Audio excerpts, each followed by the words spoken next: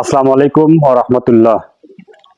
কোন মানুষ কি কেউ কি দিনে 1000 নেকি আদায় করতে সক্ষম? সাদ ইবনে আবু ওয়াক্কাস রাদিয়াল্লাহু তাআলা আনহু থেকে বর্ণিত রাসূল সাল্লাল্লাহু আলাইহি সাল্লামের সঙ্গে আমরা একদিন ছিলাম। তা আল্লাহ রাসূল সাল্লাল্লাহু আলাইহি সাল্লাম বললেন, এই সাহাবীরা তোমরা শোনো, তোমরা কি দিনে 1000 নেকি আদায় করতে সক্ষম? তখন সাথে যারা বসে ছিল তারা বললেন, আল্লাহ রাসূলই ভালো জানেন। আল্লাহ রাসূল সাল্লাল্লাহু আলাইহি সাল্লাম বললেন যে আমরা কিভাবে 1000 নেকি আদায় করব?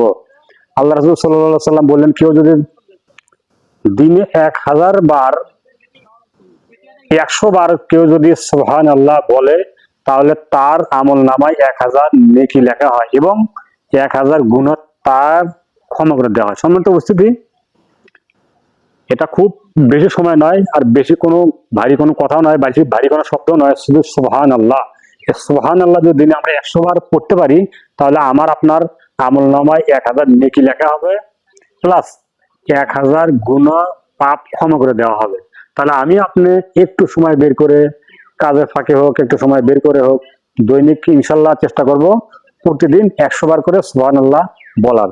100 বার সুবহানাল্লাহ বললে 1000 নেকি লেখা হবে, প্লাস 1000 পাপ ক্ষমা করে দেওয়া হবে। আসসালামু আলাইকুম ওয়া রাহমাতুল্লাহ।